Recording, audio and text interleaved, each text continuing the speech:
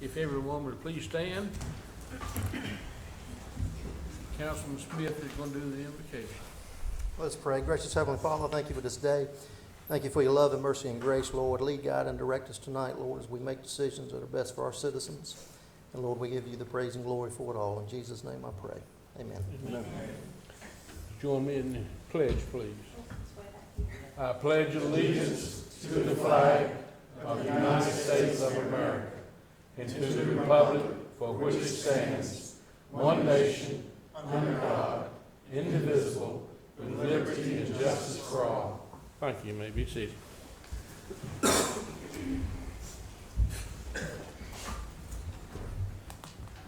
like to welcome each of you here tonight. A little different tonight than what it was last meeting night that we had. We'll try to give y'all a break tonight. Yeah, last meeting night, it was standing room only. Okay. Do I hear a motion that we approve the agenda? So moved. Second. Have a motion and a second for approval. All in favor say aye. Aye. Opposed? Motion carries.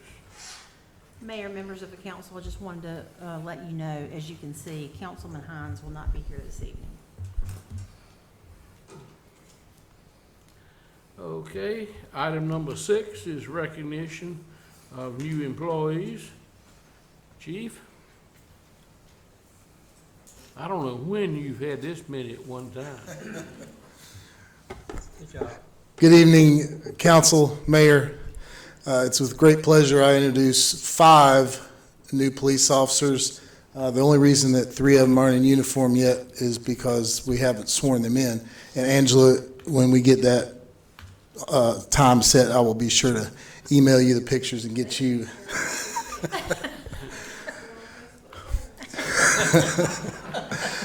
Instead of calling them all up here at one time, it's a little awkward, so I told them I'd call them up one at a time. So I'll go in the order that they sit. It'll probably be the easiest. So first is Mr. Jordan Fuquay.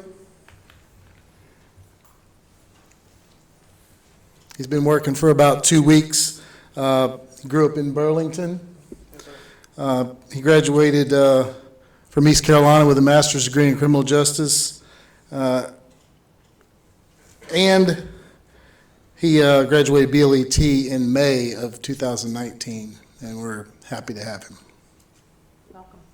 Say anything? All right, welcome. You don't have to. Thank you for having me. Thanks a lot. Are you going to want a picture or not? Okay, you have to stay then. That's fine. Next is Mr. Patrick Fee.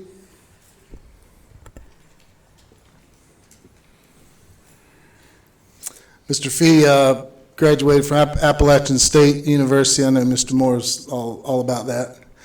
With a bachelor's degree in criminal justice. He's also a 4-year veteran of the United States Navy.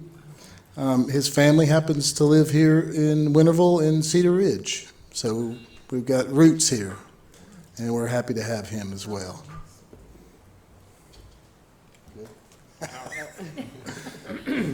Next, Miss Chelsea Farrar.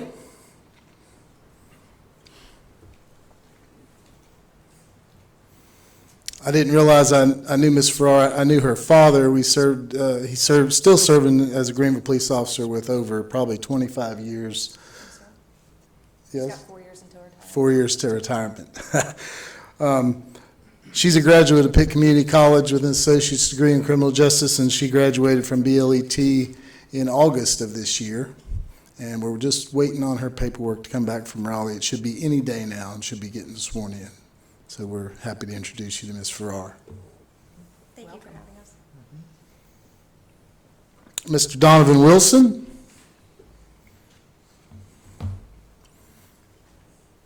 Mr. Wilson's from Havelock, North Carolina. His family still lives there.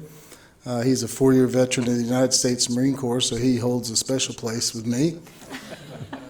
He also graduated BLET in August of this year, and we're waiting on his paperwork as well. We're happy to have him too. Welcome. Welcome. Thank you.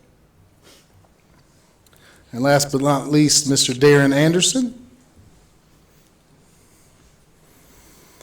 Mr. Anderson's a Pitt County boy. He grew up here in Greenville, I went to D.H. Conley. He is a National Guard soldier currently, serving in the reserves. He is a police officer trainee, which means he is hired to be a police officer, but he is currently attending BLET right now, and his projected graduation date is December. He also has family, a grandmother that lives over on Jeremy Lane here in Winterville. Mr. Anderson. Thank you, guys. Welcome. All right. And we are full. Right now, we are full of, we don't have any openings anymore, and hopefully we'll stay that way for quite a while. Congratulations.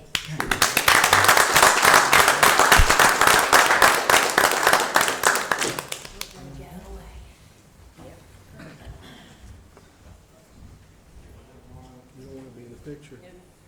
The official folks. Get in the picture. So can you two move up just a tad? And then if you'll just kind of scoot back in line, just to try to get tighter. I don't know, am I in the picture over here? Usually gonna help a little bit. Yeah, there we go. There you go. One more. Excellent. You Thanks. all be careful, be safe. Chief, got one question. All that graduated from BLAT, is it right here at Pitt Community College? Yes, sir. All, well, except for Mr. Fee. Where'd you go to BLET, Mr. Fee? He actually had a short stint with the App State Police Department. We'll still forgive him. We'll forgive him. But all the rest are right here from Pitt Community College, basic law enforcement training. Yes, sir. Can I recognize someone in the audience, please? Ma'am. Recognize someone in the audience. Do what? Can I recognize someone in the audience? Oh, yeah. We have Godfrey Jones here tonight. He's the son of Willie Jones, who used to serve on our town council right here in Winterville. He was born in Winterville, went to Charlotte, and thank God he decided to come back. Yeah. So we welcome him here tonight. I remember Mr. Jones. Mr. Jones. Yeah. Okay. Item number 7 is a public hearing on the Holly Grove Section 1 annexation. Thank you, Mr. Mayor. All right, so we got Holly Grove Section 1. This was final platted back in June. So we're here at the public hearing tonight for annexation. So just some site data located on Church Street Extension. Its current zoning is R12.5, so it'll be annexation of 29 lots on 13.9 acres. So you can see the process has gone through. Started with the town clerk investigating sufficiency back in June, scheduled a public hearing last month, and we're here at the public hearing now. Petitioners and adjacent property owners were notified. That was mailed out on the 27th of August, and it was published in the paper on the 28th of August and the 4th of this month. So it's this property here. So there's the operations center. This is Carroll Crossing here, Lori Meadows here. There's just an overlay of the actual lot layout. So 29 lots here. This will be the remainder of the subdivision to come later. And with that, I'd be happy to answer any questions. If not, we're ready for the public hearing. Mr. Mayor.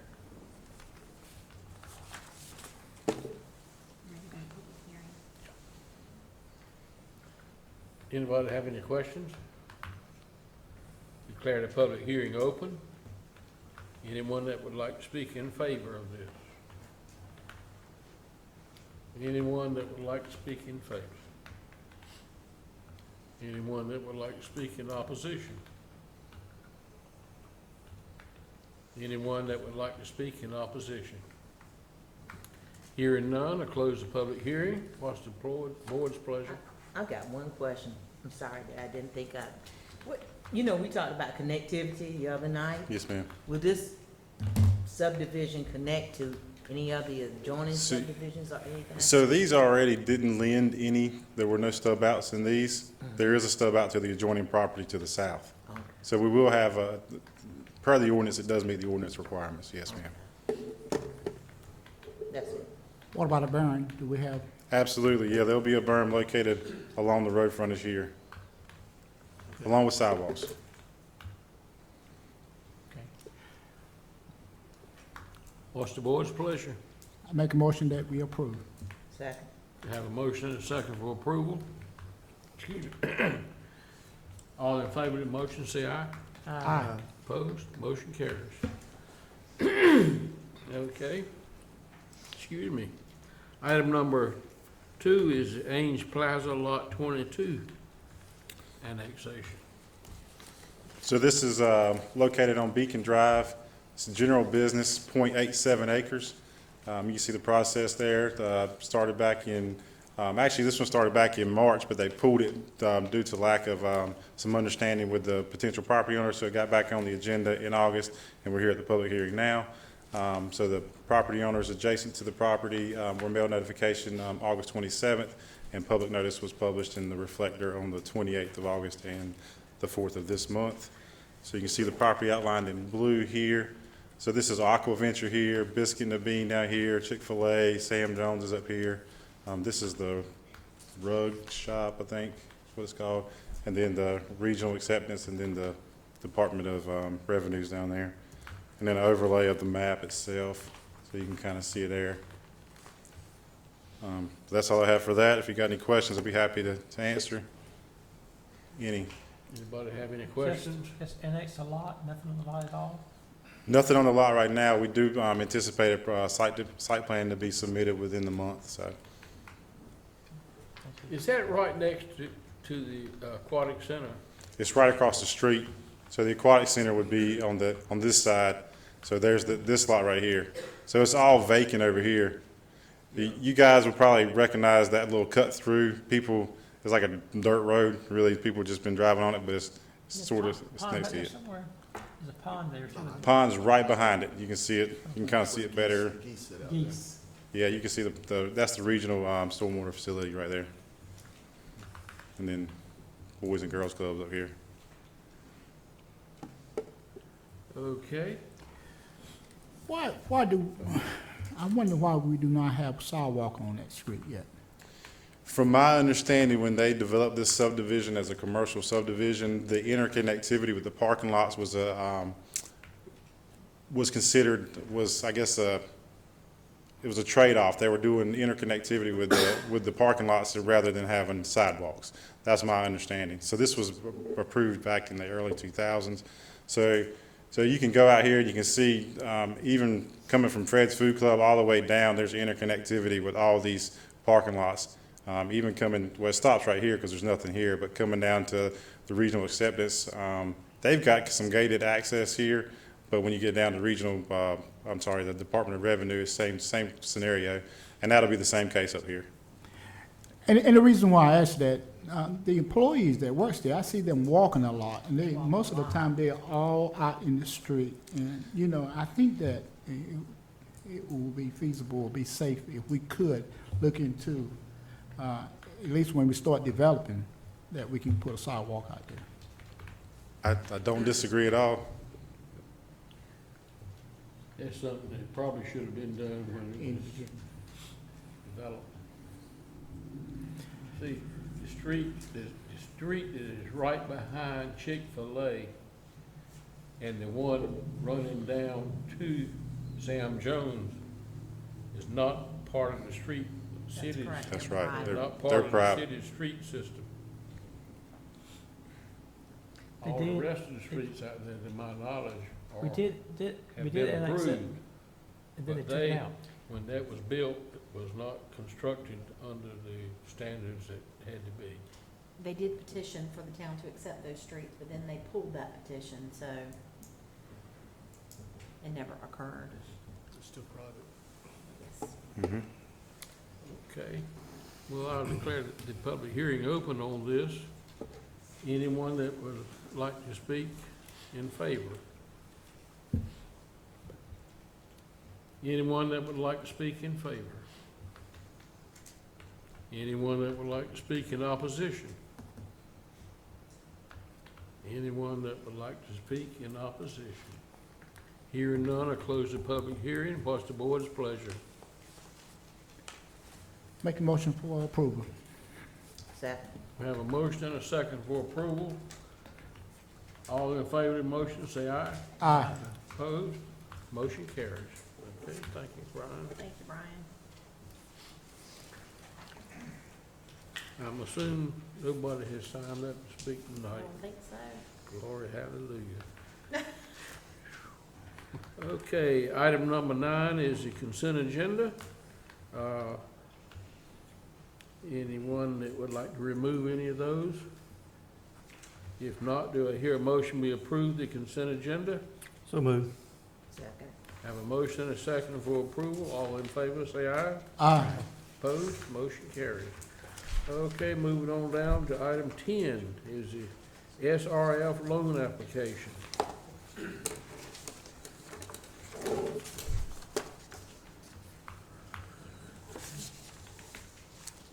Good evening, Mayor and Council. This item before you is regarding the 2019 SRF loan application. We applied for that this spring, and I don't know if y'all remember, but it included replacing the Chapman Street lift station, replacing the control panel at the Robinson Heights lift station, and replacing the control panel at Winterville Crossing lift station. We submitted in hopes of getting some grant money or principal forgiveness as well as 0% interest loan. We did not obtain any principal forgiveness, but we did get approved for 0% financing for the entire project. However, since we applied, we realized that we need to do some additional rehab work at Church Street Lift Station and adding the bar screen. And we also talked with the state and figured out what we could do to get more points to make our application more competitive, and that's why we adopted the revised CIP in August. So we've now done that and completed a new application that we'll be submitting at the end of this month. So we're coming before you to formally request that we decline the offer of 0% financing. We're shooting for grant or principal forgiveness in addition to the 0% financing, and we hope that it'll be not only save money for the town, but also we get the additional work included in the project. I make a motion to decline the current offer. Second. I didn't quite hear it. Decline the offer. Okay. And we have a motion and a second. Any discussion? All in favor of the motion, say aye. Aye. Opposed? Motion carries. I appreciate you and being getting together with me, explaining the process. Yes, ma'am. A little bit more, and the workshops that they brought down. We appreciate you going with us to all those workshops. So I really appreciate that, because I understand a whole lot more about it. Yes, ma'am. From there. Thank you. Okay, the next item is the Community Day change time of year to March or April. I'm asking Chief Will Height to come forward. As you will recall, in Community Day events in recent history, well, since its inception, the police department has been the town's partner with the group that has put that on. So, Chief.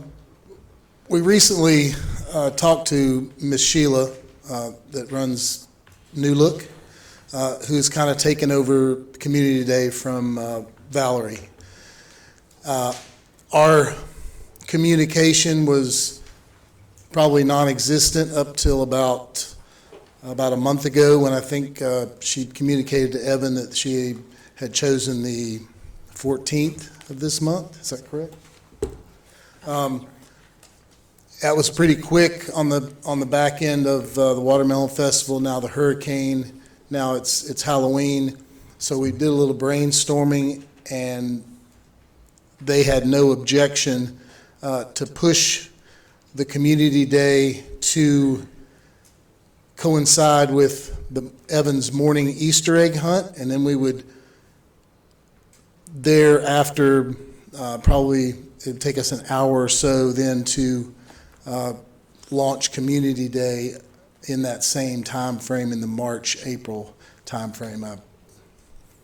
Staff, when we discussed this, you all had endorsed the third week in September, and actually, I believe, officially voted on that. That's why it's back before you this evening. We looked at the time of year that this has been held, and it is tight to try to fit that in light of all of the other activities and growing activities in the fall. So we felt like there's not as much activity going on in the March, April, what we might call springtime of the year. And I'll let Evan say something if he so chooses, but we did have some discussion about maybe adding this on and making it a day-long event during the Easter egg hunt in late March. And it's not in hurricane season as well. Yes. So we feel like that's a more appropriate time of year and also offers the community something earlier on to be involved in. Makes sense. What day of the week will it be on? It'll still be on a Saturday. On Saturday? Mhm. And so the egg hunt would be moved to Saturday instead of Yes. Sunday? Yeah, that's correct. Yep. Yeah, we've got some, we've talked for a few years about trying to expand the Easter egg hunt to add more offerings to it. We thought this would be a really good opportunity to partner with that.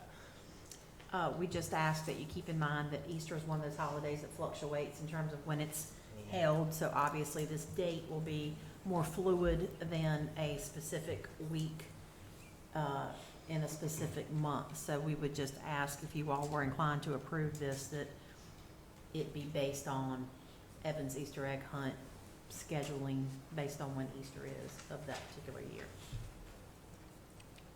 Seems to make a lot of sense to me. Make a motion to approve. Second. Have a motion and a second for approval. Any further discussion? All in favor of the motion, say aye. Aye. Opposed? Motion carries. Thank you. Thank you, gentlemen.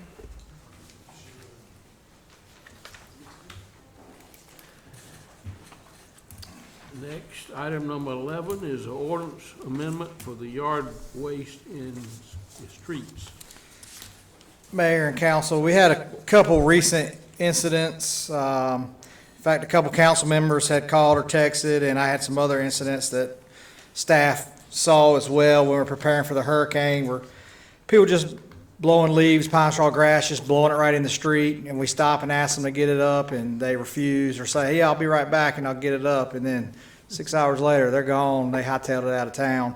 So Terry and myself started looking at our ordinance, and Police Chief Wilhite to see what we could do to enforce existing ordinances, and kind of realize that we don't really have anything with any teeth to it. So we bring before you a revised ordinance here that gives us a little bit more teeth to enforce, and basically it prohibits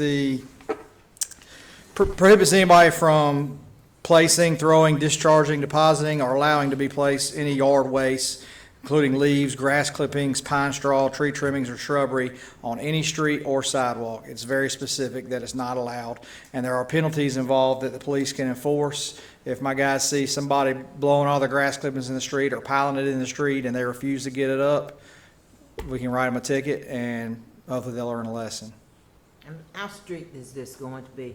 Because I know that I've had stuff in my yard, and it wasn't close enough to the curb to get picked up. Yes, ma'am. So I try to get as close, and I know some other people, sometimes things fall, but I don't know that the police are going to be riding around with binoculars and hiding and looking for every little grass clipping or leaf, because we know that stuff's going to get in the street, but some people put piles of it. Or the instance last week before the hurricane, like the day before the hurricane, they mowed their entire front yard of a business and blew, each time they went, they would turn around and blow back towards the street instead of blowing it into the yard. I mean, it was And obvious. there are numerous times where you'll see people, and I know you have all seen it, with their blowers blowing all of that grass directly in the street or down the storm drain. Or leaves, yes, ma'am.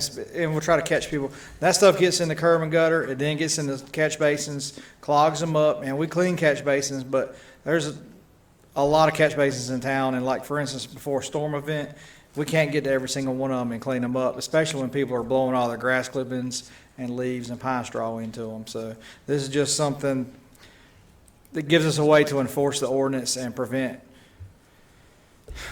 people from doing that as much as possible. And I also think this is the first time, at least in my experience, I don't know about Travis, where people have refused to do what we've asked them to do.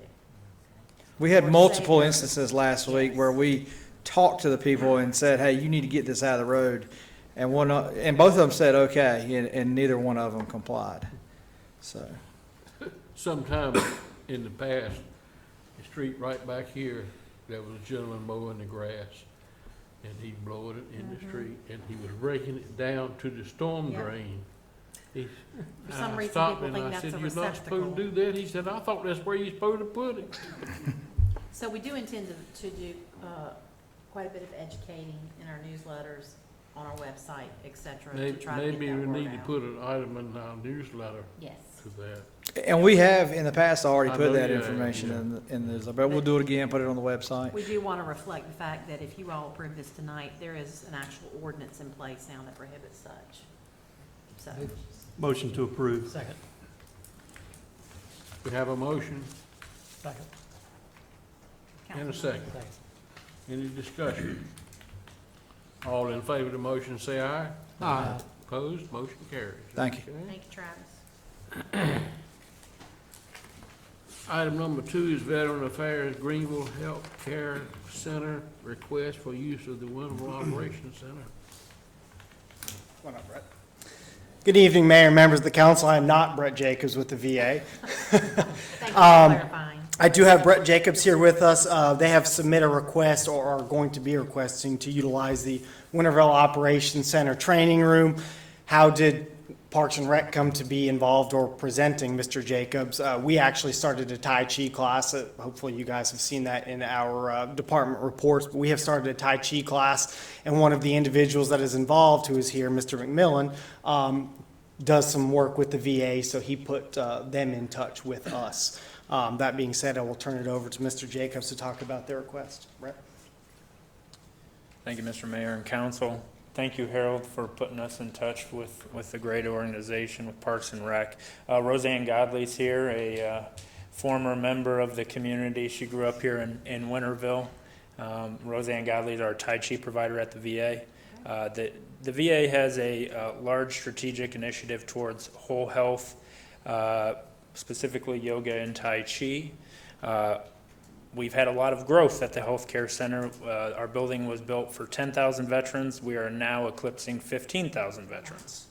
So we've tried to do our best to plan and utilize our space adequately, but the growth is getting past us now. So we're looking to community partners such as the town of Winterville to assist us with space, and we're excited.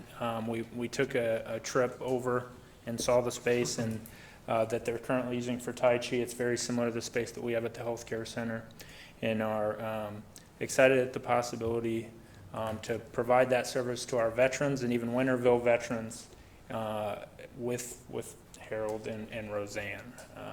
And we're working to try to form an MOU to meet all the legal needs to provide that service. So we're looking to try to utilize that space.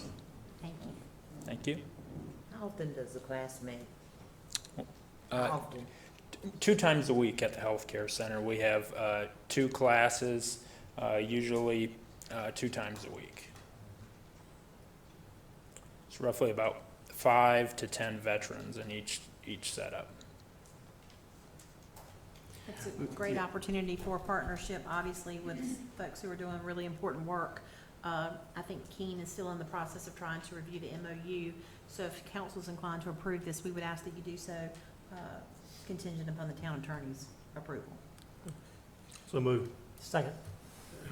I have a motion and a second for approval. I was going to ask, what city groups use that particular room or whatever?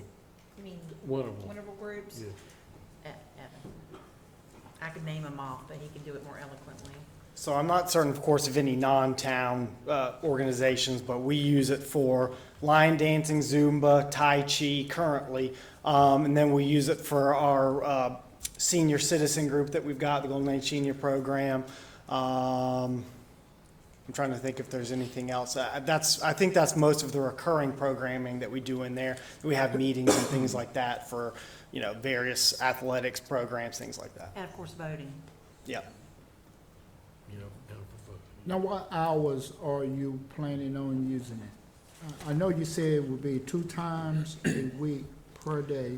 What time during the day? Our current classes meet at 9 and 11 and 1 at the healthcare center. We are very flexible about modifying our schedules to work around voting or any other classes that are happening.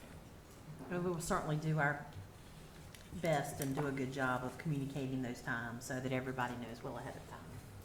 Sounds good. How many people normally participate in? 5 to 10. Our groups are about 5 to 10 veterans. Reason I asked that was I was thinking about parking. I think we should be good based off other uses of that room. Okay. Okay. We have a motion and a second. Any further discussion? Sounds great. Okay, thank you so much. All in favor of the motion, say aye. Aye. Opposed, motion carries. Okay. We look forward to it.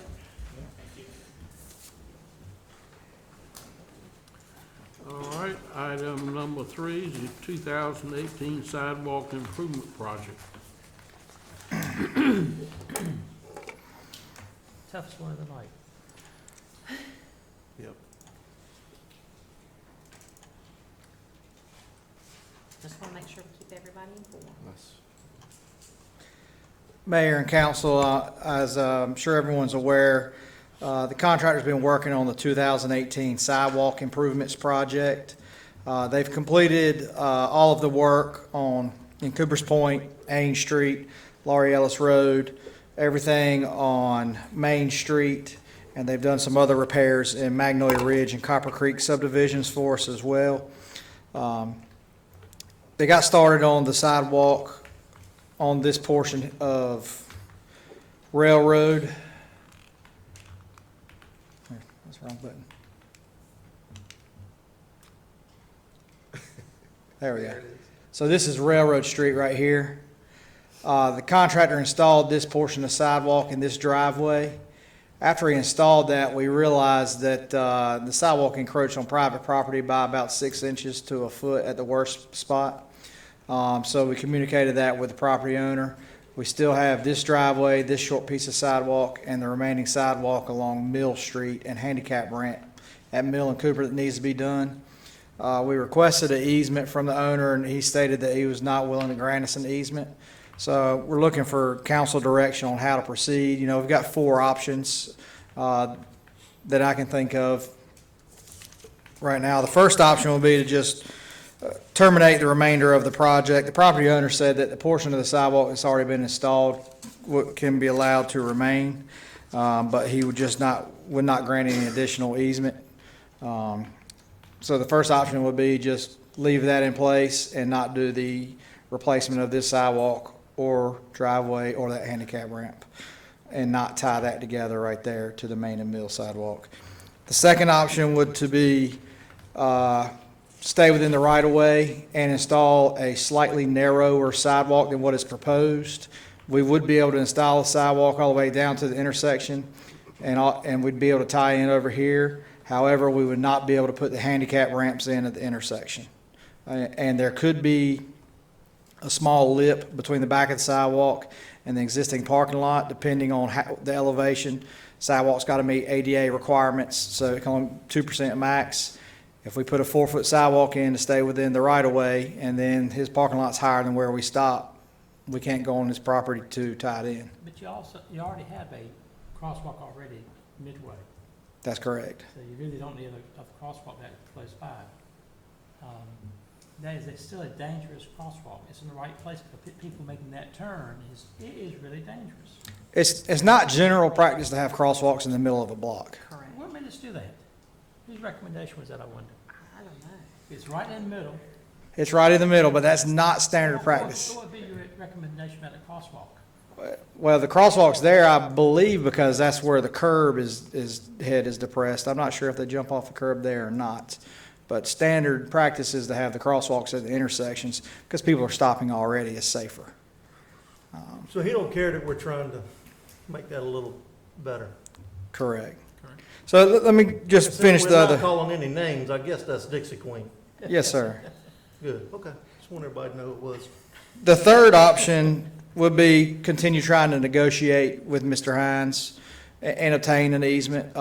Keen and myself have gone back and forth, and Keen is trying to talk with some family members and just see if there's any other avenues to obtaining that easement. Ben and myself met on site with Mr. Hines, and he was adamant that he would not grant the easement. The last option, I think that's just ridiculous. I mean, you can get it by eminent domain. Well, we're gonna. the fourth option that I came up with would be if council wanted to proceed, if King deemed it allowable, we could condemn the necessary easement and install the sidewalk as designed. I'm all for that. Could we ask if council would consider allowing us to continue discussions until such point as we're positive there's no more discussing to be had, and then asking for council to then tonight also authorize us Because to he move does not forward? own the property. He leases, Right, he his, rents the his, property. his mother. So therefore, I would like to lease the mother. Yes, if we could be given the direction to continue to He's in my converse. family, and I would have to. So option 3, it sounds like continue to try to negotiate and then come back. No, we would ask that you ask us to do options 3 and 4, continue communications To go ahead until and such time as we hit a stalemate, and then also tonight authorize us to move forward with condemnation if we cannot come to some resolution. And just my 2 cents, the statute does allow a municipality to condemn property to And we have build, done- and to we construct have the done. sidewalk. And You mentioned the crosswalk that's there now. Mr. Tom Harwell was handling that when he worked, and DOT required it to be put there. They would not let it, they would not let him put it down toward the intersection. And Dix Queen had to have a space on each side of the road they cannot use because of that crosswalk. One beside the building, and one in the parking lot. So Well, he's losing 2 they parking had to cut the spaces. curb and all there on the parking lot side. It seems like it's a convenience to them that's just as much. We see a lot of vans and buses there with senior citizens, There- and you see them getting, on and off. they cross the street all up and down That's right. there. That makes the It's, completion of this project really necessary. And we have a lot of citizens that walk along that corridor, Yes. up into the convenience stores, back and forth, some may be going to the Dixie Queen and other places downtown, so, I'll make a motion that we go with options 3 and 4. second. Have a motion and a second to go with option 3 and 4. Any discussion? I'll abstain from voting. Since my family just abstain, that's all from voting. He needs to be, then you'll need to vote to allow him Allow so that me to his abstain. vote's not. So moved. So we got a motion for Mr. Moore to, to remove himself from the vote. Okay. And Mark seconded. All in favor of that motion, say aye. Who made the motion? I did. I don't know who seconded. I didn't hear a I second. don't think we had a second, Mayor. Okay, we got to have a I'll second second. then. Okay. A second. All right, all in favor of that motion, raise your hand. Okay. This was for Okay. So Motion Thing carries. Tony, right. That's correct. This is the one about sidewalk. Okay. That was to excuse Oh, Councilman Moore. okay, that was, okay. Yes, but All right, we have a motion and a second to do options 3 and 4. Okay. Now, all in favor of that motion, raise your hand. Did we get a second on that motion? We do. Okay. Yeah, Councilwoman you Robertson did. seconded. Okay. All in favor, raise your hand. All opposed? But I- Motion carried. Yes. The motion has been carried. I just did have one question and Yes, no, sir. a concern or to make a statement. I just don't understand for a business not to aid to safety for your customers. And plus, it's not costing you anything.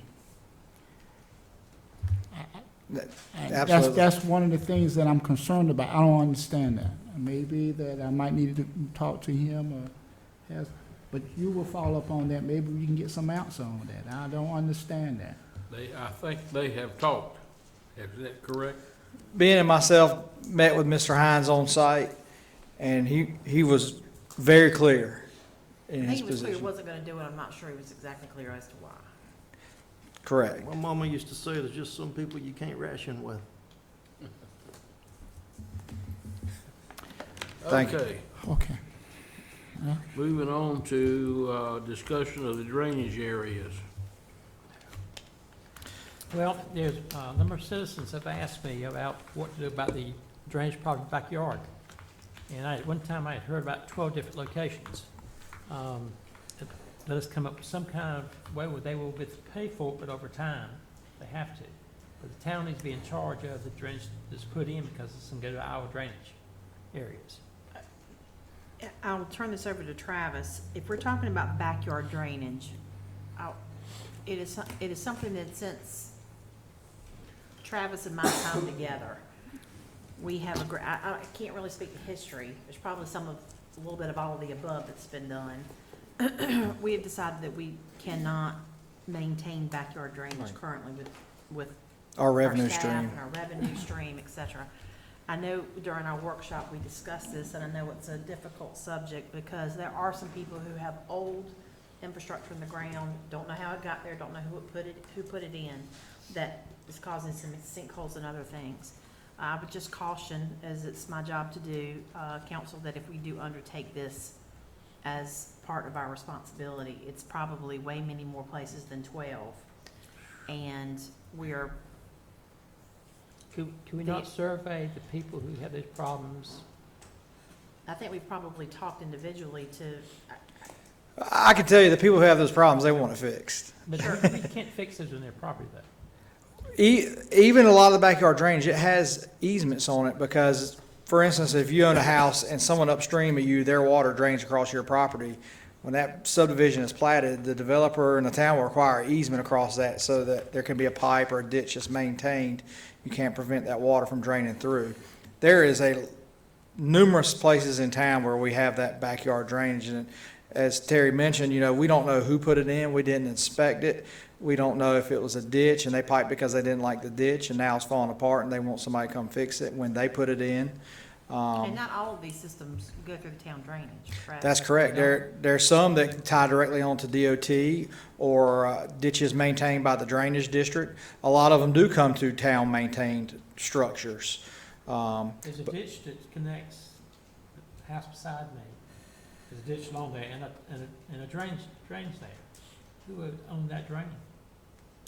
That little teeny drain, It's a big drain, this big. it's a big one. I know there's a little like 8-inch drain that comes up from the library Right. to that ditch behind that parking lot. Right. Obviously the town owns some property back there, so we maintain a lot of that stuff This is back there.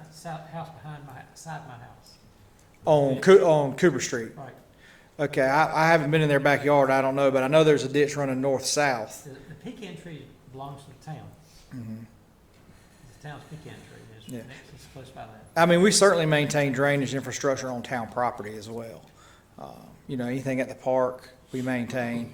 At the town buildings, we would maintain. In our parking lots, we maintain You say that. it's too big a job for us to even touch it, period. It is with our current staffing How do they pay levels. for it, though? Suppose they pay for it. If they pay for it, my opinion is they should hire a contractor to do it directly and not involve the It's probably town. gonna be cheaper for them to hire a contractor than if we do it. There's no reason for us to get involved. We would still have to hire additional staff to oversee a contractor to bid it out. We've got purchasing regulations, We'll just move on. Well, if I could say, I understand that it's a large discussion item because people come to you and they're concerned. So I don't want you all to think we're not concerned. We have discussed and discussed and discussed and tried to figure out the best way to approach it. and it's not going away anytime soon either. No, it's not. And I imagine you'll continue to be visited by certain There's two people folks. that continue to. And we're happy to get into, some more workshop time if you want to discuss it in more detail. We're happy to do whatever council needs to do in order to feel like you've got all the information you need. There's more than 12. There's a lot. I'd have to sit down and add them all up. And if council desired for the town to take on that responsibility, we can do it, but it would require more revenue and additional staff. And we would also ask that you only approve those systems that go through the town drainage system, that we're not responsible for any drainage system that doesn't run through our drainage system. It would be Let's discuss it at another point in time. Yes, sir. Time to absorb what we just heard. Okay, I'm gonna put down as maybe a work session topic, but something we need to plan to It's a better discuss date. in the future. Okay. It's hard enough and I know I've said this at the workshop, and it's hard enough, we struggle to maintain the stuff that it already is our responsibility with the revenue stream that we have. It would tax that revenue stream to add additional responsibility. For those systems that we have information on, that we knew how it got there, the challenges with a lot of these, most of these are old, so we don't have any idea necessarily how they came to be. Thank you. I'm familiar with one that just runs behind 3 houses, and according to what I was told, the former mayor put it in. Well, and when we say we don't know how they got there, I'm certainly not saying that the town could not have put that in, that we could have. We just don't really have any information that tells us exactly how and when and what. But it's one particular lot that I'm concerned about also is it has a power line that runs underground that is very hard for them to go and you can't dig nothing out because of that power line there. And they got a drainage problem back there. Water stand back there in that section quite a bit. I'll let Robert speak on I'm that. gonna ask Robert to Yes. maybe try to address. And it's a power line that been there for many years. I know how. What's the location of the lot? Yeah. What, no, what, Well, it's on. what I will tell you is we have, if you're hesitant, we have interferences on a lot of our projects between stormwater Yes. or any wet utility and power. And we've made accommodations to make sure the project is installed. And I don't think we've had a bad day yet. Well, and the property is, the line is directly behind my property. That's the reason why I can relate to what Mr. Moore is talking about. And I'm fighting right now, and I'm trying to decide on how I'm planning on, get this water down to the drainage. But still, I do have this power line that is, is tied right right on my power. But Power we'd be line more is than extended happy to all the way meet down on my property line, Mm-hmm. all the way down, because it goes right on down to Physician East, down Right. to the doctor office, from the west end of my property all the way down to the east end, to the doctor office. And that's pretty common. We have those in Yes. several places throughout town.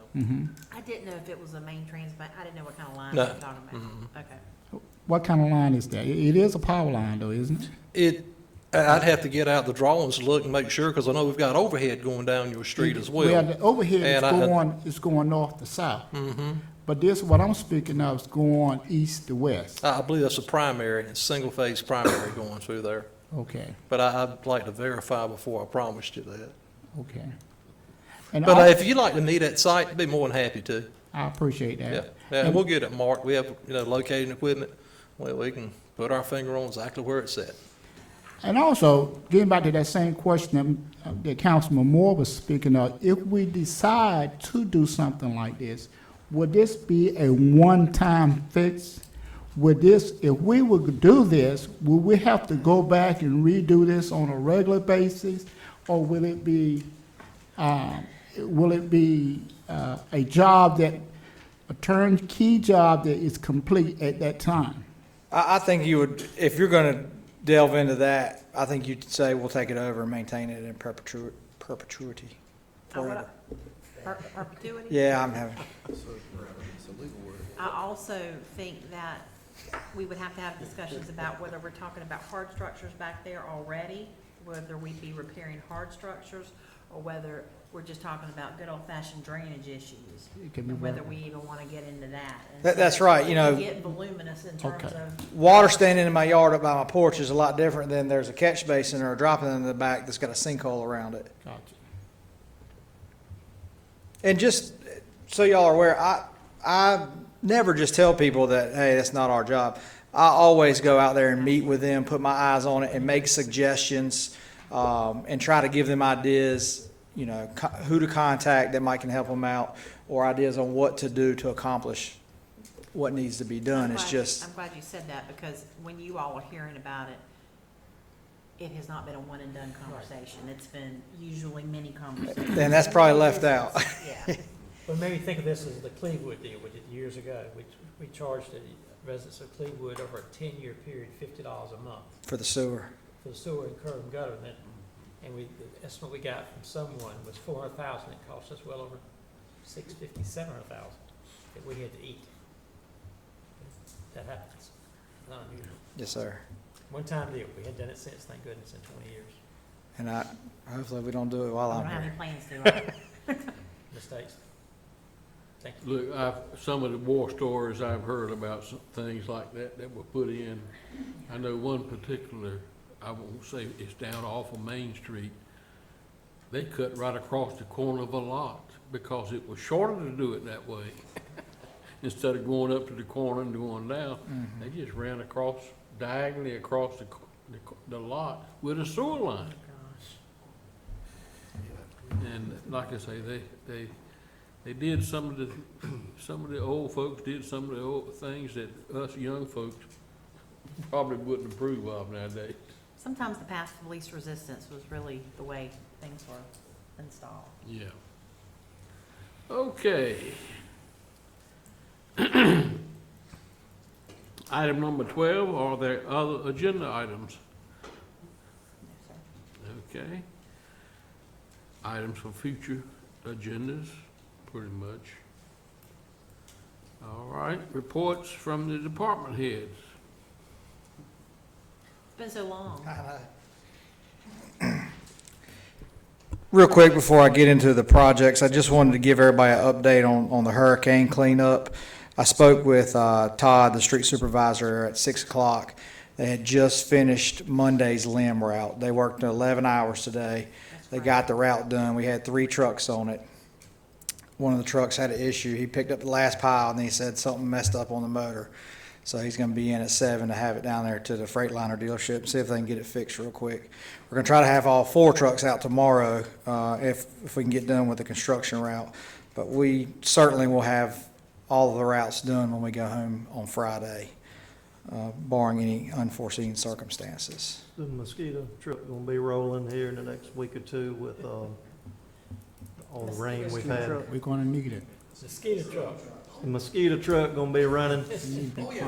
You need them come down, started. There's a note of that in our monthly report. We'll pick up the pace on that. We try and cover the whole town once a week now anyway. I see But it with all all- the time. I just know that with all this rain, there's a person that's gonna be asking me, and I wanna go ahead and be telling them that Tell 'em truck's don't- gonna be rolling. We're gonna roll that, we're gonna roll both of them.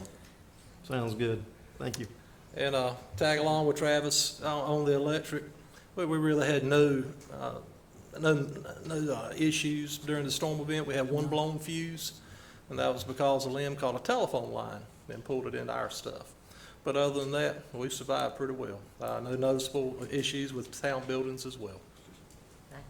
Good job. Other projects, Chapman Street culvert replacement. I don't know if anybody saw that in the paper. We've advertised that for bids.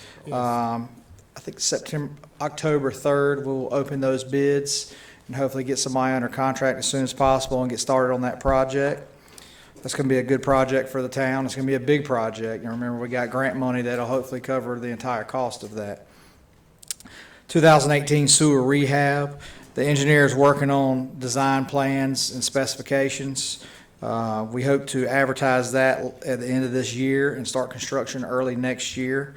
If everyone remembers, that's going to include digging up and replacing the sewer main in Main Street from Chapman Street all the way to the railroad tracks. That's going to be a big project, and it's going to be messy. Just want to go ahead and give everybody advance notice, but it's a necessary one. You know, the older stuff in town is obviously what needs to be replaced, and sometimes it's not in the best and easiest spot to replace it, but it's got to be done. Church Street Pump Station Rehab Project, we've got contracts back, and we are setting up a pre-con for that bore under the railroad tracks in Old 11. Hopefully get it started on that in the next month or two. Try to beat that wet weather. And that's all I've got for tonight. Now, we're gonna stabilize the banks of the Noble Canal. We're going to stabilize it upstream and downstream of the culvert, 50 feet or so, but not the entire, that wasn't part of the grant. The grant only covers the actual culvert replacement. Now, we will be stabilizing immediately upstream and immediately downstream. But that is not going to encompass the area we've been talking about. That's right. So this project was, when we applied for the grant, was solely the culvert replacement. So what do we need to do to get the rest of it done? Or can we do it? Well, you know, we talked about that during our workshop, and we can provide council with the information we have provided, but at some point, we're gonna need council to vote one way or the other on what to do. At that time, it was about 100,000, I think. I think the construction was 150. I don't have the numbers in front of me. I think it was closer to 150. Ben, do you? That included everything? So about 150. That's just in like the bends and where we've got the worst erosion, you know, probably sloping it back and putting some riprap down. I don't want us to go back and do another study. Yeah, yes, Those but studies cost us more We than won't be the recommending actual that. repair. We feel like you all have gotten the information that you need. And the Decision. good news is, as part of the culvert replacement project, we went ahead and got an easement all the way along the church property on that side of the canal. A lot of the stabilization will be on the other side, so we have to get more easements over there. But at least we've got easements on one side already. And just for a point of discussion, we do not have a funding source currently for that project, so. there's But no- if we did, it would have been feasible to do it while we have the equipment and everything already in that area, because it's gonna take about the same type of equipment, I'm asking. Potentially, yes. I don't know that. I don't know that the same crew would do that type of work, though. Well, The permits probably would not, the permits. And the permits wouldn't be, yeah, we'd have to go through allow permitting. It to be done then. The crew that's gonna be doing the culvert is probably this is gonna be cast in place concrete. You know, they're gonna be concrete formers and pourers and finishers. It'd be more looking like a grading crew, which there's plenty of, it wouldn't be an issue to get somebody to come back and do that. Plenty of local people can do that. Yes, because we have been begging in a sense. I know it sounds like begging, but asking, pleading, and see can we find some funds to have that project done. It's kind of hard to explain to people that's not done when we go over to Magnolia Ridge and we got those rocks that were put up there. Yes, Even ma'am. though I know we didn't have to go through all the process of getting the permits and all that for Magnolia Ridge like we did this. But it's a project that has been asked for many years now. Many years. We're not talking about a couple years. I'm thinking about. We're talking about many years. Why we're doing that area. It's- We can certainly do it. It would require funding from Stormwater Fund or Public Works General Fund. We can do it. But but the council gonna have to vote to do it. Well, first of all, you gotta make sure you got the funds. That's number one.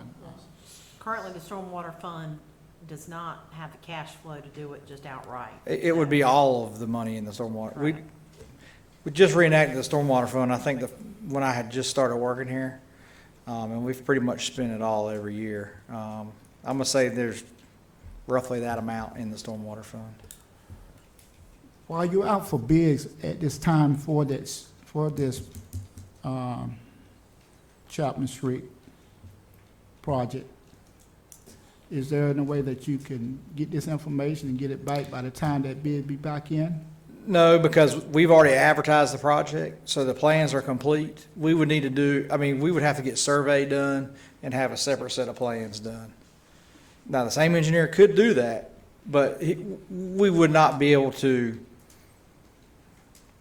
have it completed before. It would push the project back. We would have to postpone the project. So the study that we already have done, it does not have that information into it? It doesn't have the necessary information to create construction documents. Okay. That just tells you what we need to do. What it doesn't tell you, what it doesn't do is set us up to go through the permitting process, get plans approved, et cetera, and then go out from there. So the existing project is under a different permit, a nationwide 3 permit from the Corps of Engineers, a maintenance permit. The bank stabilization would come under a separate type of permit, require different application, review and issuance, as well as potential mitigation on that. But it is all permittable. We've just already gone through the process and obtained the permit for the culvert replacement. This would take a new process, 45 to 90 additional days for that submittal review and approval. Are the on that. funds obligated that are in the stormwater balance at this time? Those funds are not obligated. Hold on, I want to make sure we're on the same page. Which funds? In fund You said balance? that there's about 150,000 in. You know, that's a general, The stormwater monies that we collect from our fees, Right. you know, there's a budget and we have an expenditure, so those monies for this current year are expended. Okay, that's what I was asking.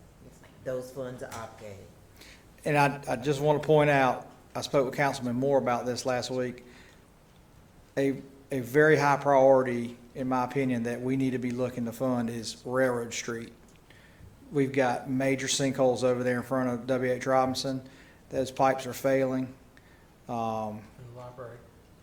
They're The all up railroad and down. streets, so that's going to become a safety issue. It is already a safety issue. It's a liability. It's something we've got to look at. Falling in the road. Where? Railroad Street, in front of W.H. Robinson, down here towards Town Hall. Right beside the curb.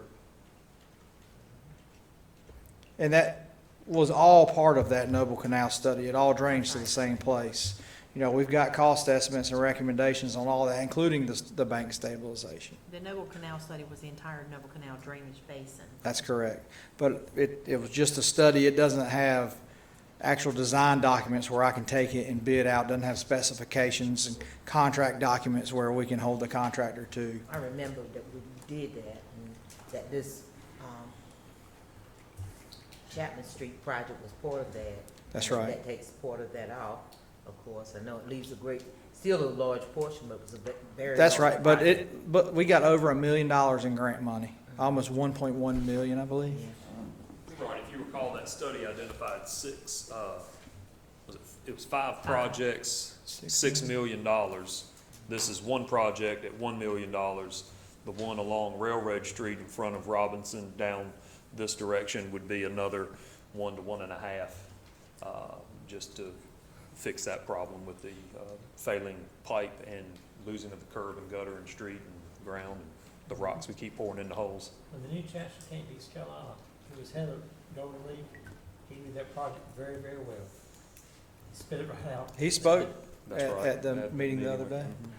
So tell me then, You know, with the benefit, oh, I'm sorry. no, go ahead. Well, so Travis mentioned the easement that we acquired from the church property. Having that and needing to get the additional easements on the other side would allow us to do a little bit better project of sloping back and stabilizing rather than just putting Band-Aids on the cuts. Let's really try to stabilize the entire run. The problem with putting hardened structures or rocks or anything is what you're going to do is create turbulent areas downstream that's going to just move the problem down somewhere else. It's like eddies, so it'll just churn down past the rocks and it'll start eating that away. You'll start losing some of those rocks. You'll start losing that property. So, and it's already got some, and as we've talked, rooted vegetation in the banks, and those roots with trees and grass, that's what's holding it in. It may not be holding it in like we'd like for it to be, but you go start pulling at that, it's going to loosen up the dirt. You're going to make a problem worse. So we have not forgotten about it. We're always thinking about it. Somebody comes to us with $1 million tomorrow, we're on it Wednesday, kind of thing. But I would like for us to start at least taking a step towards, let's go ahead and to see what we need to do in order to get this project completed. It has been a long way. I think we know what, the first step is council needs to Is to, make a vote that that's a project you want to undertake and when you want to undertake it. well, then I'd like to make a motion then. That we start looking into taking care of this project that has been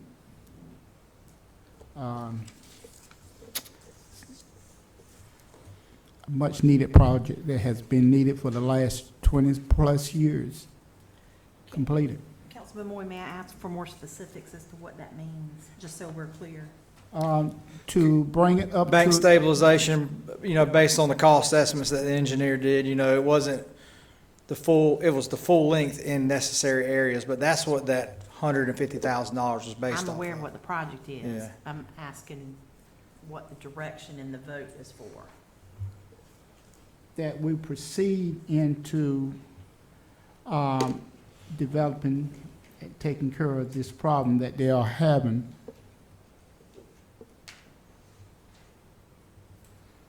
And proceed with what the recommendation has been presented to us tonight.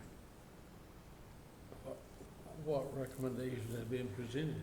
What he has got through saying, what need to be done in order to take care of the situation.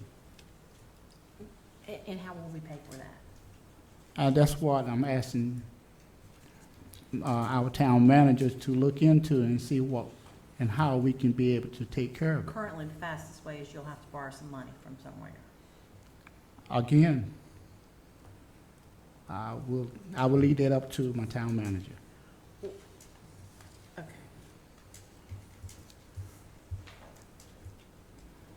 Do you think any of those funding sources that we looked at would do this project?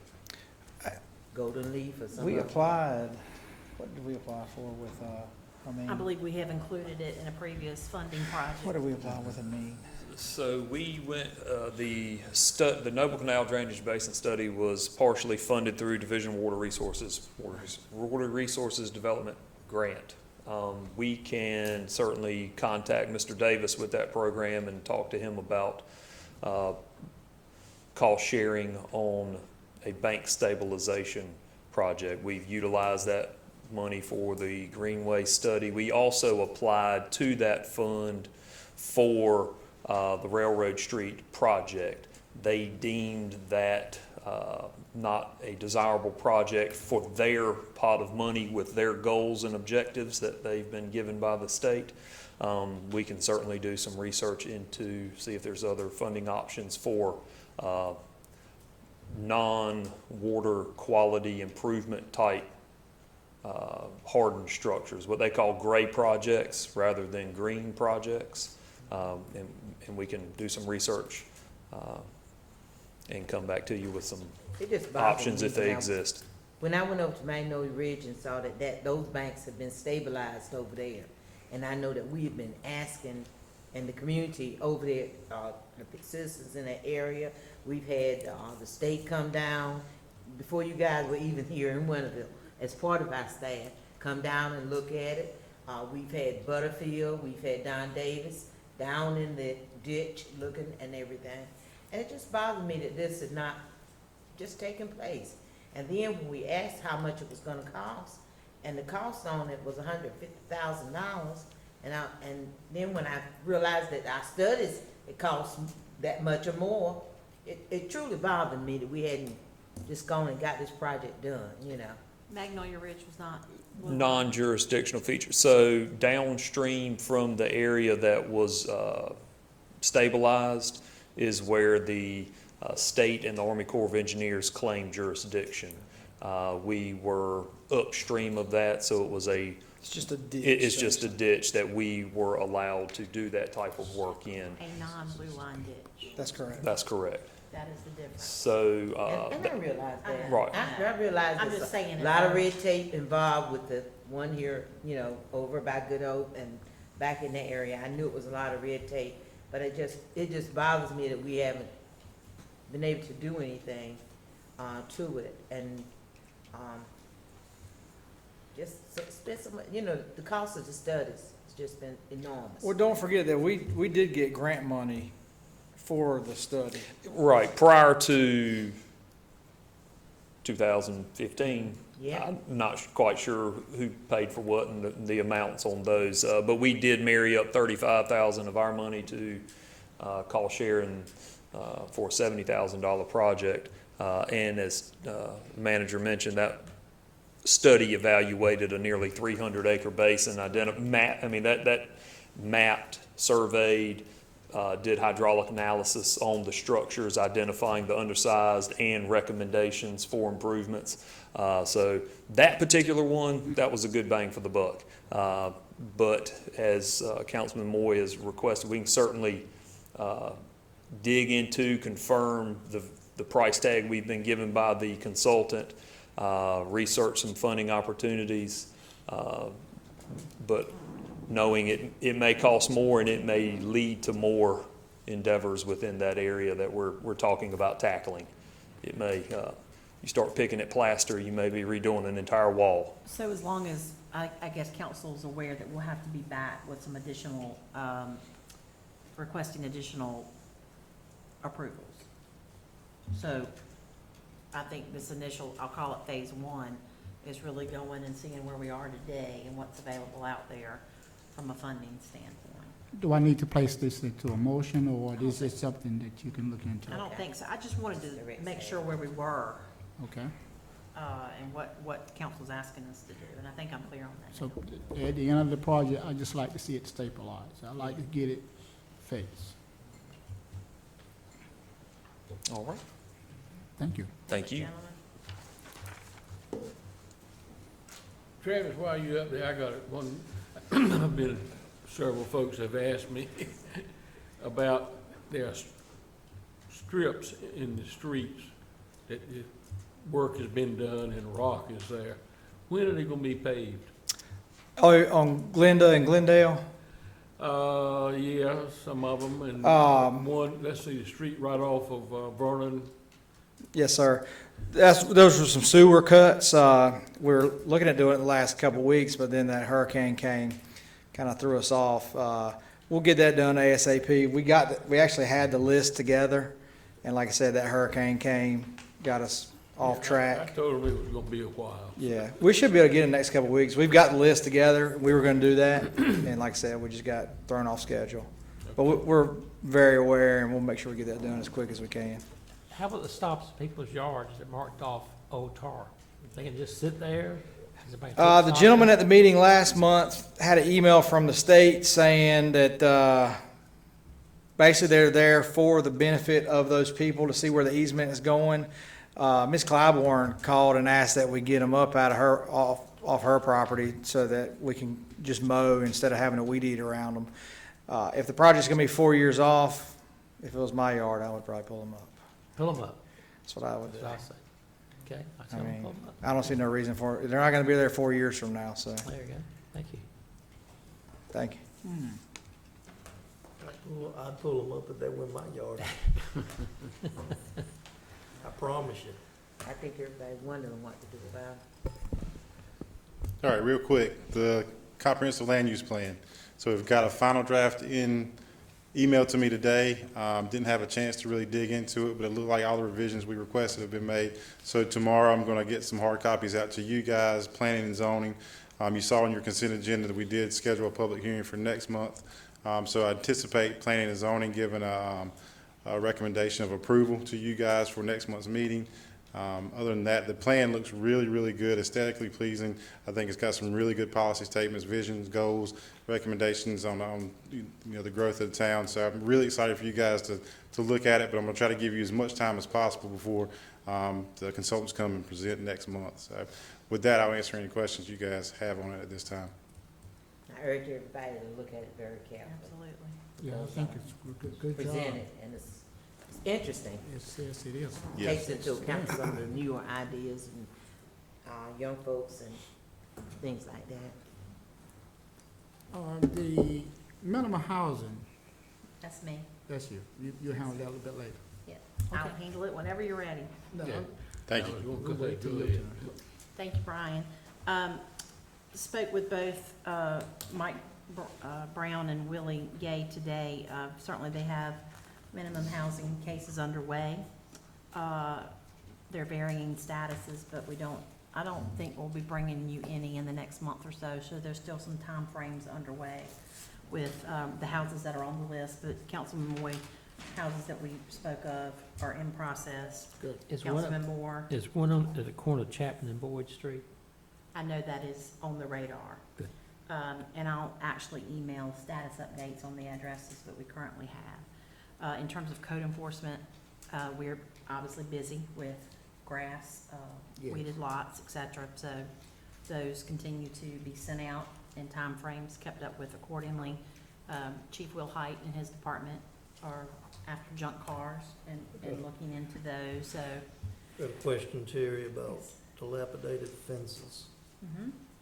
Do we have some policies on that? Uh, Because I have, in my weekly ride through, I have noticed that we have got some bad looking, I mean, some fences that are falling apart.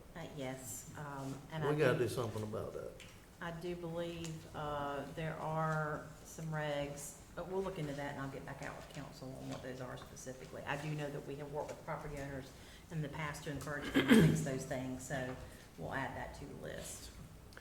But if you have some specific, I'll anybody send have them to you. specific addresses, please. Be happy to. Yes, I do have. It's just faster for us if we know exactly what you've seen, and, we'll take a look at those. I see a lot of new fences going up, and I'm assuming that they get a permit to do it. I think most folks, we try to stay on top of that, go through Brian and Stephen. Obviously, we have the occasional ones that don't, but we get in touch with them, and then we encourage them to get in compliance. Yeah, so we do regulate fences, so we do require them to get a permit. We don't charge them for the permit. It's basically a informational type to making sure they're not encroaching any easements, making sure they know the rules behind them, making sure there is a provision in the zoning ordinance that does require them to maintain that fence. So they have to be plumbed. They can't be. I think there's a percentage in there that gives can't be 20%. Dilapidated. So you're talking about dilapidation's got a wide range of uses there, but you're talking about if it's splintered, if any brokenness, anything like that. So if we can, pretty much if it's dilapidated, we can tell them to fix it. So. But if you replace one, I think I have talked to, Yes. if you replace one and you put it back the same, place or. Typically, yeah, if you're replacing an existing fence, if you're putting it exactly like it was, typically we're not going to get involved in it. So you don't need to be notified. Unless it might be illegal. It'd be a good idea to come. No, he's saying if you take one down and put the same one I back think it's up, always a good same idea to length. notify us when you're doing any work in town. So with that said, it's hard to, since we don't inspect fences as far as a building inspection, it's hard to keep up with them. So if somebody's putting one up that's exactly where it was, it's hard for us to know it.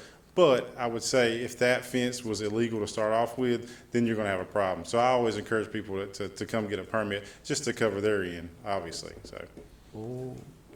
But if it, So we make sure Permit you're not. doesn't cost anything, so Well- why not do it? The challenge is if you're in an easement and you're not supposed to be in an easement, we don't want you to go back and. like I said, typically if the fence is already there, we know there's not gonna be any infrastructure under it, so you're probably not gonna be in an easement. So we try to identify those in our, we do ride around, kind of making sure that we've always got people obviously in the field, so I say it's something we try to keep up with. It's not the easiest thing to keep up with, so. Okay, yeah. And the reason why, let me go ahead on and say, the reason why I said this is because I just recently replaced mine. And Didn't alert anybody, did you? yes, I did. No, he, I we- did. He talked I about did. Myself and Brian. I Yeah, did. we had a I did. conversation I just about want to it. make sure I did, but I didn't get my concern is I did not get a permit. It was But because you of them. contacted the office. I so did that- contact so you. yeah, That's what I'm saying. I think in that instance, we were fine. We checked it out, made sure everything looked good. that's what we're We were going back encouraging exactly where we were at, so. Now my heart and mind is know. all clear and All right, free good deal. because I'll be carrying that around with me. No, I'm talking about with me. No, You and for the know, record, you reached right out and, yes, you I- did that's exactly what right. you were supposed to do. That's what I want to know. I mean, because the law does not just support everybody out there, it support everybody. The You are in rules good and shape. guidelines. Thank you. Thank you, Mayor, for letting me have that moment. I don't have a fence on my property, I don't want Oh, I understand. it. Okay. Did we do the minimum housing? We did. Yes, And I Okay, think, how about the Tar Road I- widening project? yes. 4 years from now. 5 years. On the Tar Road widening project, it is officially on hold. Our engineers spoke with representatives from DOT in Raleigh, and just to confirm what we've been told.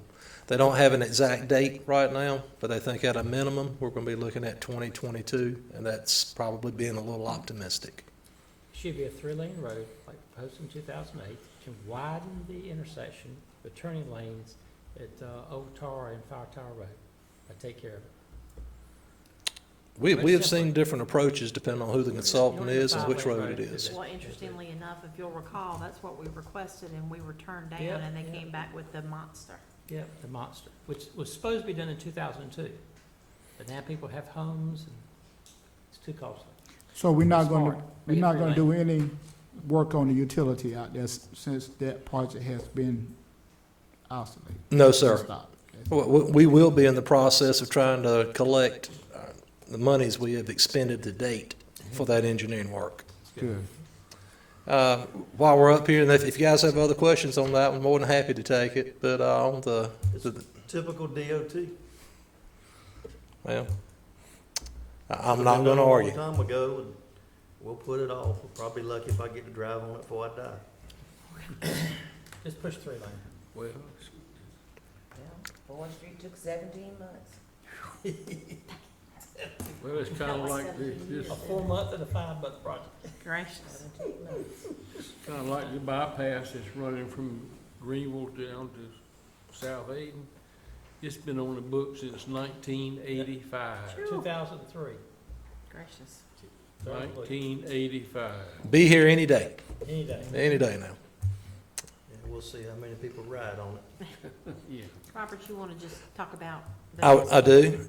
In addition to that one, we actually have a project that is ongoing. We met with our engineers. I think I kind of touched base on it a little bit in the last meeting. What used to be Power Services was absorbed in a takeover, for lack of a better term, by Pike Engineering, which is a pretty big company. Now, we have saved a pretty good amount of money by utilizing these guys in our design because they are familiar with what we have. They don't have to come down here and send people to spend time in the field. So we've saved time with them. One thing that was a little disheartening to us was one of the people that was instrumental in performing a lot of work and services for the town was Ariel Willoughby. He was not retained by Pike. The majority of the rest of their staff was, however. We had a meeting a couple weeks back, and they value us as a client. They made that very clear. It was very apparent. They brought down pretty much most of their engineering company, the higher-ups, and spent about three hours with us that day. It was very informative, and I thought helped us make some decisions going forward. We are looking, as we speak, they're designing that loop that's going to go across the tract of properties between Worthington Road and Laurie Ellis.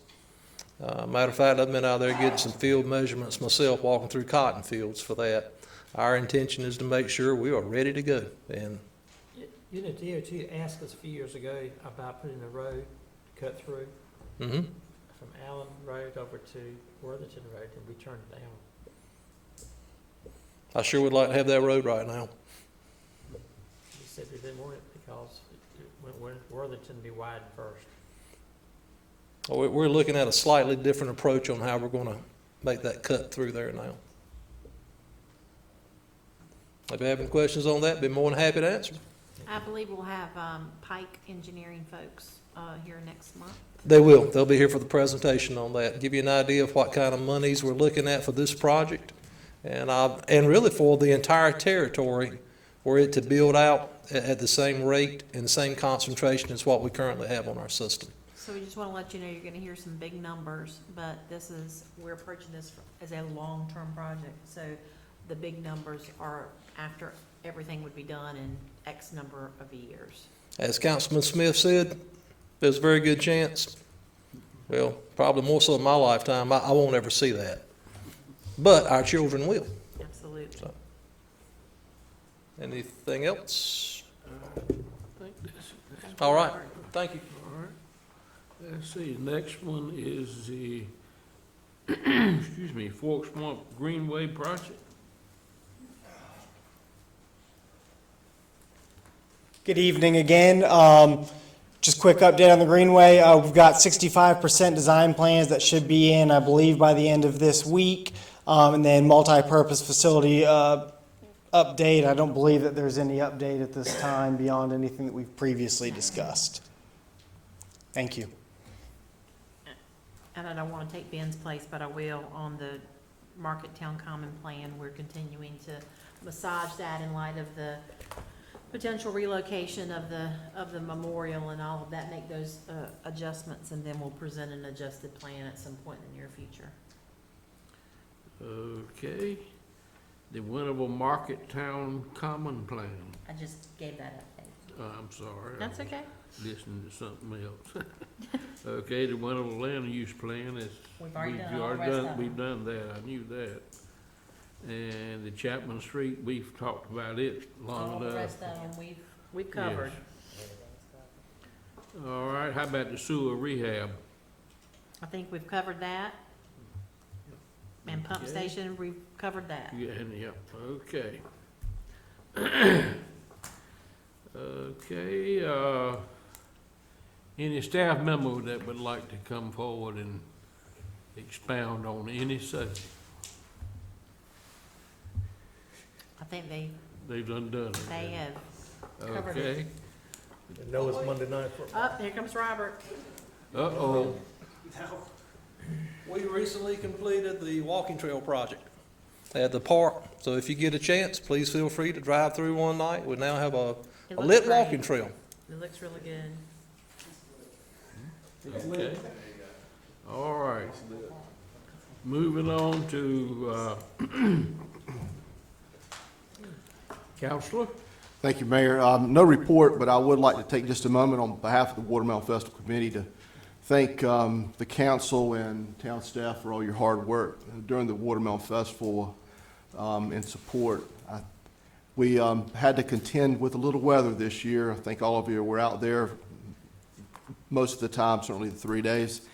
In my memory, this is the first time I think we've had weather. Usually we have weather on one day. We had a little bit each of the days, but I do believe when the dust settles, I think we're going to find that we did well. We did what we needed to do.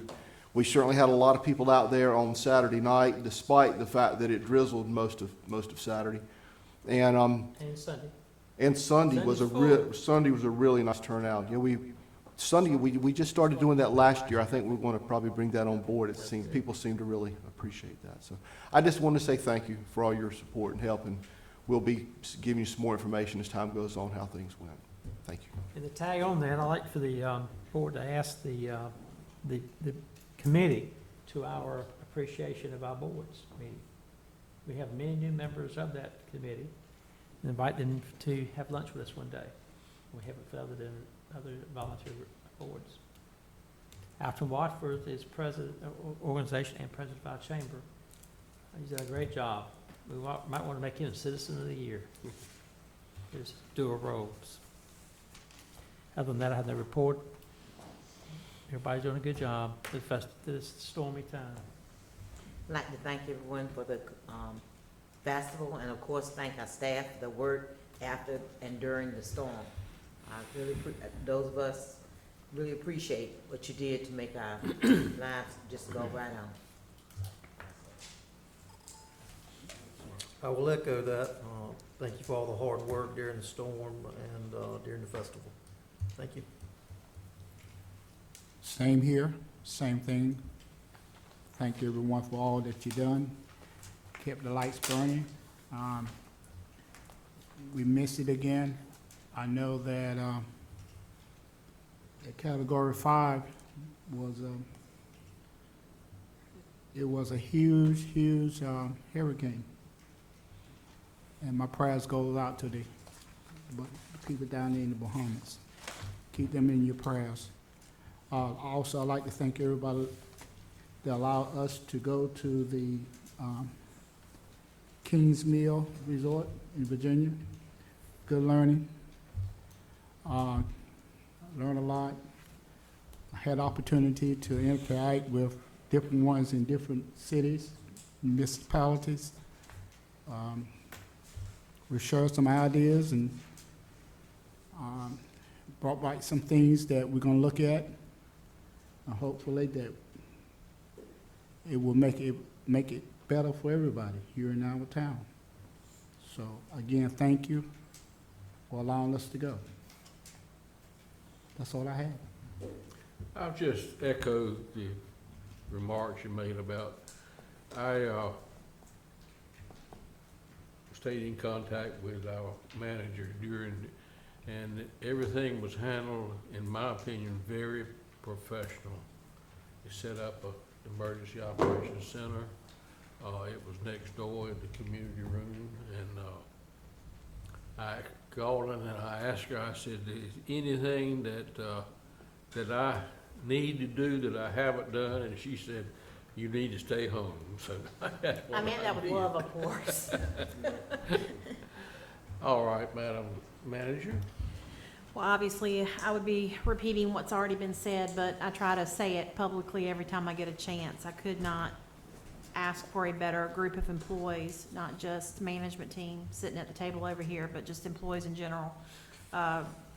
We've absolutely got one of the best out there, and so thank you once again for everything you do, not just in times like the storm, but every day. So certainly we wouldn't be what we are as a town without the hard work of each of you. So please tell your folks thank you, and I sincerely mean that. If that's it, do I hear a motion we adjourn? So move. All in favor, say aye. Aye. Appreciate that. Thank you. Motion carries. Okay.